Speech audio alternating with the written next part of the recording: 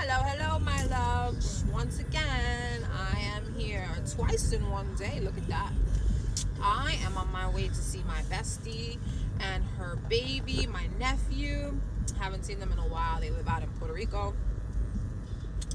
And so I get to visit with them, and I'm looking forward to it. But I came on because I was just talking to my mortgage guy, my friend, and he was telling me that he's been swamped with people reaching out, trying to hurry up and close these deals on some mortgages because they're concerned that with the new presidential election results and everything, that the interest rates on mortgages is going to go up next year, or go up before the end of this year, what have you.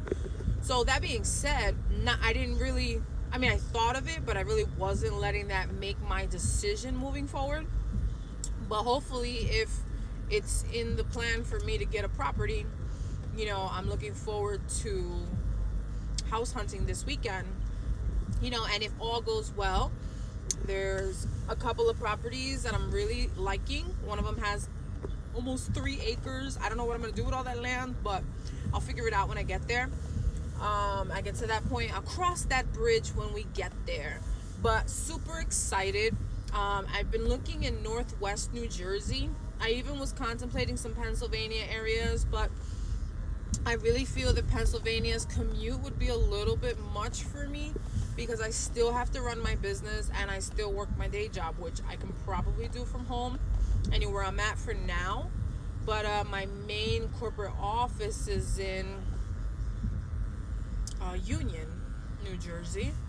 And Union, New Jersey to Northwest Jersey is about an hour, and that's without traffic and without inclement weather. So it's very important that you factor in all these things. And the real reason why I'm going out there is I'm looking for a more peaceful place to live, spread out. I don't want to be on top of my neighbors. I want some land. Ideally, I would love to have my own little prep area. I would love to do an aquaponics garden. If you guys don't know what that is, look it up. It's really cool. I have a book on it, and my nephew was supposed to help me start a little makeshift one in my house, but where I live now, but we didn't get around to it. And then just been putting it off and just procrastinating because I got 1,000,001 other projects that take precedence first. So but aquaponics really cool for our region in New England area, because we don't have the tropical weather and the facilities and the capacity to grow food year-round outdoors, is why people have been going and using aquaponics systems, aquaponics and hydroponics. And a few years ago, like I said, I was trying to start it up. I was working on my organic garden, and I realized that through the aquaponics system and the hydroponics system, that fish fertilizer is the way to go when it comes to growing your garden really rich and healthy. So Home Depot had this organic fish fertilizer that I used to use for my garden. It smelled terribly, but it was really, really good for my garden. And also, you can grind up some eggshells and all this other stuff. But being that, like I said, we are in the Northeast and it gets really cold during the winter, this system, I'm hoping, because there's one property that I like that I saw has 3 acres, and it has a couple of little barn looking properties, like a little garage. It almost looks like a barn of some sort. It has the barn doors, which is pretty cool. And even looks like it has an outhouse on the property, which I don't know what I would do with that, but maybe I'd turn it into an old school, exactly what it is, just make it like a functional one so that when I have people over, they can use that outside. But I just don't know how to keep up with that, so I'd have to probably learn about that. Anyway, moving on. So I'm hoping that one of those little, depending on which property I go with, if I decided to go with this one, I can build my little aquaponics or my indoor garden, because I would love to grow my own stuff and not have it get contaminated with all the spraying and the chemtrails that's going on outside. But anyway, pretty cool stuff. So If you guys are out there looking and searching for a property, be patient, because maybe next year is going to be the best time. I mean, I'm not really rushing. I'm looking to see what my options are. These are really affordable properties, so I'm not looking to bust the bank with this. Ideally, I wanted a multifamily as my first property, investment wise, but I'm not sure that I can give all the maintenance and do all the things that I would need to do for my tenants. I mean, then again, it doesn't matter, because I do have friends in that area that, one of my friends, her husband is a contractor, and he is an HVAC guy, so he told me he could help if I needed anything. Absolutely, like, no doubt. And I'd be an hour away from my parents, so my dad's really handy, and I don't know that I want to put that on him either. So I am looking for a fixer-upper, and this one house with all this stuff, like I had mentioned, is pretty unique. It has like an old-school kitchen in the basement. Not an old-school kitchen, an old-school stove in the basement. It looks like the basement. It looks like it's a raised ranch. Anyway, it needs some updating, but it looks like it's livable. I think the septic is going to be the issue. So if any of you know anything about septic systems, I mean, I hear creating one of them can be very, very expensive. I don't know. I saw that the plans had been already approved for like a 3-bedroom, 2-bath septic system. I don't know why the bedrooms has anything to do with it. I guess maybe the square footage of the property, but I mean, it's 3 acres, so I think it should be okay. Anyway, my realtor's showing me that property, and then there's a 2-family that I like that sits like on a hill in this area, and it's close to this highway, Route 206, and like all these different main roads close to Pennsylvania if I want to go into PA. Just like really cool. I'm not sure if I mentioned this in other videos, but I love being outdoors, and definitely my favorite place is going up a mountain. Mount Pocono is my favorite spot. Again, I think I mentioned because it has a 360-degree view. I've been going up there for at least the last 5-6 years, maybe more. Lake Ariel, I went to the hideout up there. I love it up there too. Been to the Catskill. Funny story, Catskills. If you've never been up in that area, it's pretty cool. They got some really artsy spots in the Woodstock area where I guess the rock concerts and stuff were back in the day. I got lost up there last October, and I was by myself exploring the town, and I stumbled upon this really cool alpaca farm. Super cute. You don't have to pay to go there. Of course, they have a little area, like a little box that you could give a donation. So, I mean, I'd encourage you, if you're going up there, encourage you to, donate, because the animals, are being fed and taken care of by these people. And I mean, they deserve to eat. And it's just a way to help and give back. I mean, it's so cute though. They like had the little baby ones wearing these cute little outfits to keep them warm. They were freaking adorable. And so, if you're looking for something to do when you're in the Northeast, I definitely tell you should go check out the little alpaca farm. And in the same vicinity, there's little places to explore.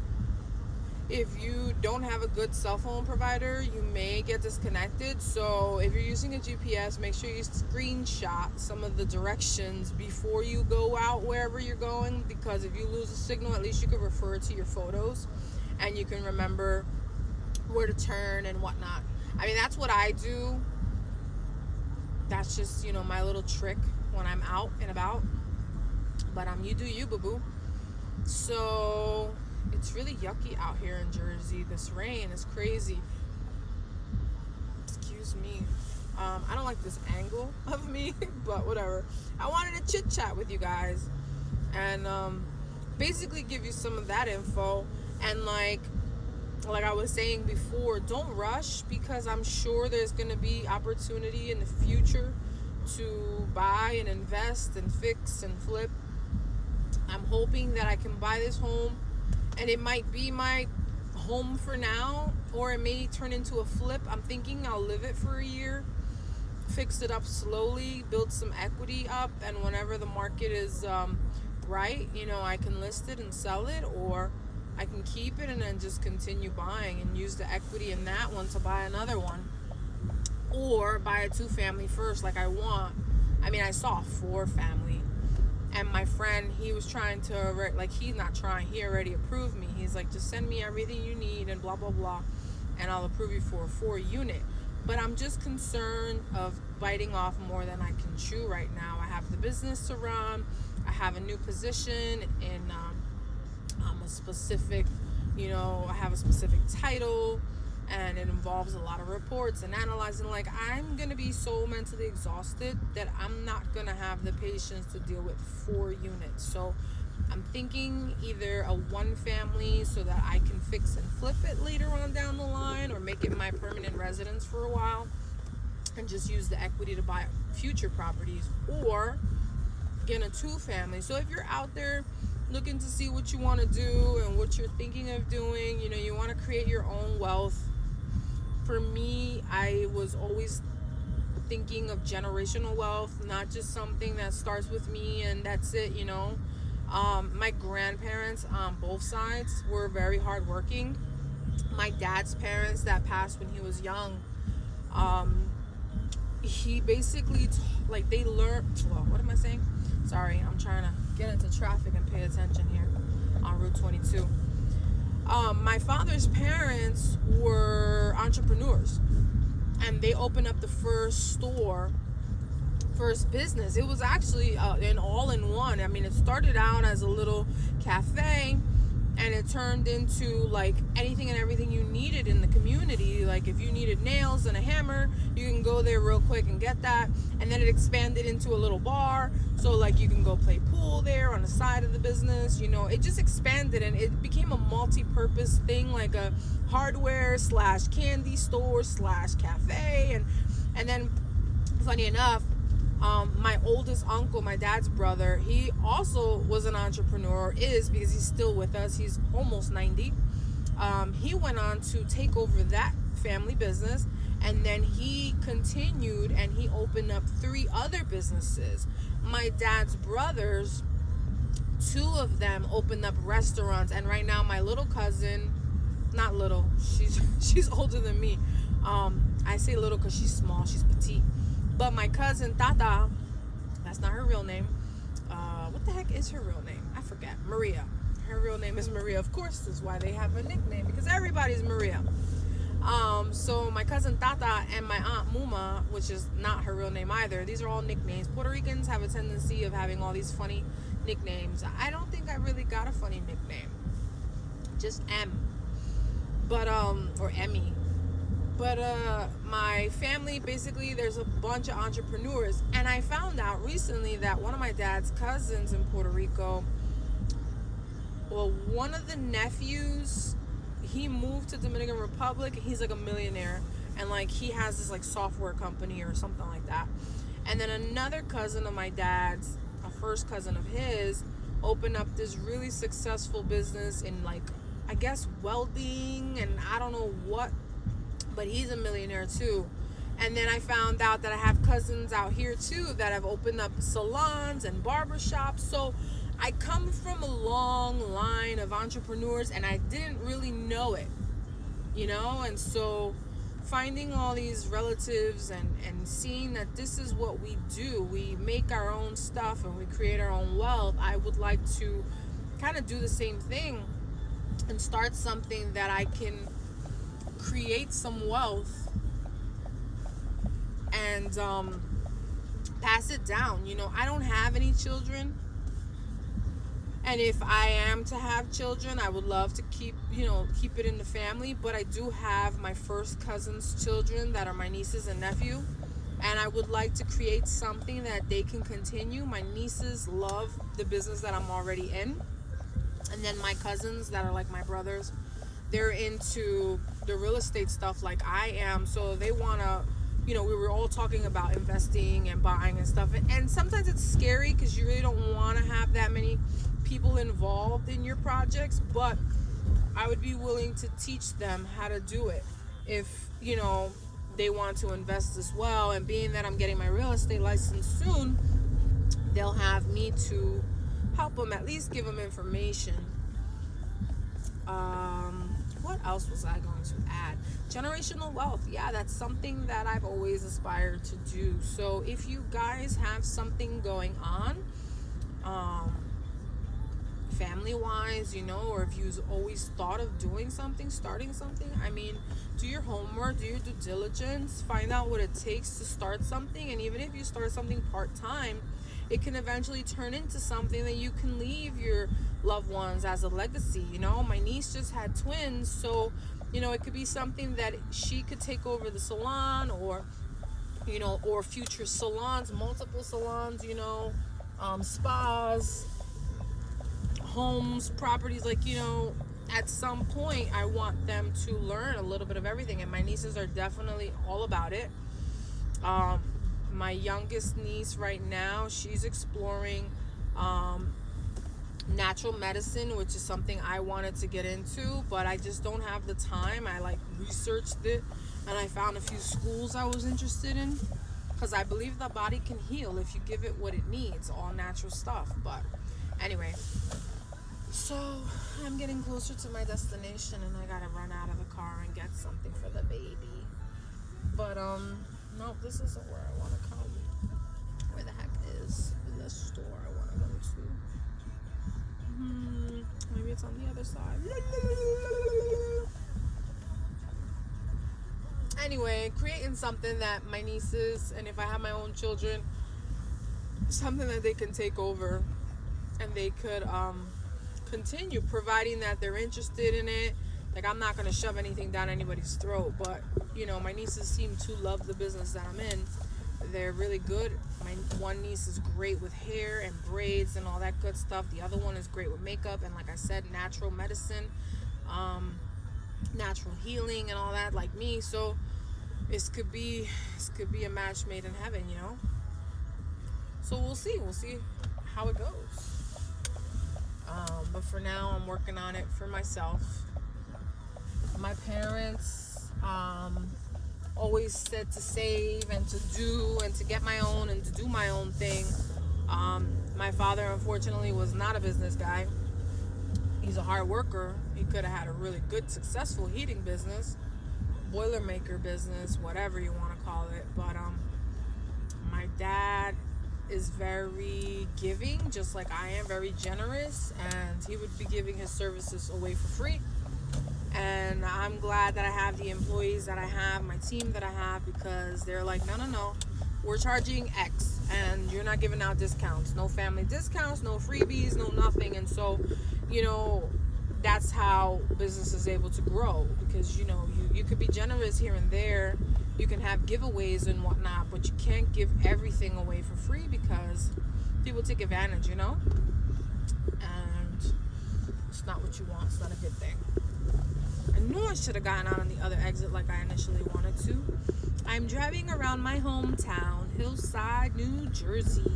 If you guys don't know where that is, it's okay. It's a little small place on the map.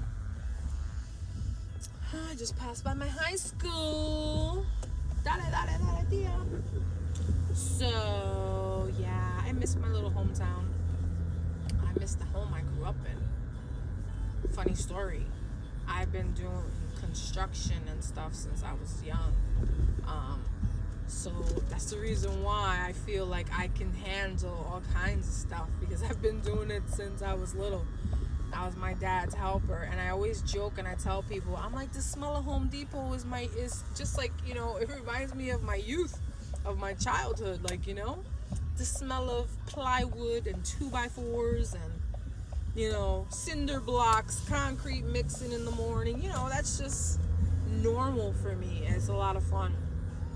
So I hope to be able to fix and remodel and do that in my work. I even told my father, Dad, retire, because I'm going to have you work with me. I said, all you have to do is supervise the guys that are going to be doing the work on the houses. And if I get multi-family properties, my dad can be my little my handyman guy. He can go back and forth and do the little maintenance stuff. Because my dad says, I'm not going to retire. What am I going to do? He's like, I'm only 61. He'll be 62 next September. Abba willing. And so He's like, what am I going to do with myself? I was like, don't worry, man. I got you. I was like, we're going to have plenty of work for you next year and the years to come, providing that we have health and we're alive and everything is, everything is everything. Oh, my block. Hi, home. Hello. It's changed so much around here. I lived in the industrial side of Hillside, the not so pretty side of Hillside, where all the companies, commercial properties were. So yeah, you guys are on are with me on my little journey throughout Hillside here. And yeah, so I hope, I shared something useful. Don't freak out about the end of the world like many people. I mean, hey, if it's the end of the world, it's the end of the world. But from what I understand, the meek shall inherit the earth. So the harvest is coming, from what I understand, is a harvest to remove all the wicked people that are destroying the planet and killing all the animals and everything everything that's living. They're trying to kill it all and destroy it with everything they've been doing with the genetic, mutations and the GMOs and all the injections. They're trying to inject fetal tissue in people and just all the shit that they've been doing to all of us, They're trying to create a new man, but it's not going to last for too long, They have a little bit of time to do what they think they're going to do before, the major reset. I'm looking forward to this reset because I'm tired of the society of death, the death cult that we live in, where things are just being slaughtered left and right. Children, people boarding kids left and right. And now you can take a baby out full term, 40 weeks. Like, what kind of shit is that? Guys, if this isn't evil shit, like, who allowed this to happen? It's wicked, man. It's really, really wicked. So, that being said, the meek shall inherit the earth. The harvest is supposed to be removing the wicked from the earth. And guess what? It'll be a new earth, a reset. There's a lot of Native American prophecies and biblical prophecies and prophecies from all kinds of lands and nations and people alike, cultures all over the planet that say there's gonna be the shit will hit the fan, but after it does, there's gonna be a purification and a reset. It's like, boom, hit the buzzer. It's a reset, a total reset. I can't wait. Even if I'm annihilated, whatever future generations are here that are gonna be able to stay behind and enjoy the new earth, or they're gonna be taken out and brought back. I don't know, however the hell it works out. If we're on spacecrafts or the super advanced technology where we're zapped out of here and then we come back to this beautiful new place, look, I'm for it. I'm with it. I'm tired of this death cult, the pedophilia, the murder, it's just so disgusting, guys. Another reason why you should get out of the major cities in case civil war is on its way. Not promoting fear, just telling you to just keep an eye out and an ear out. And anyway, this video has gone on way too long, and I got something to buy for the baby, and then I'm gonna go visit with my little nef. So shalom, shalom. Love you guys. Bye.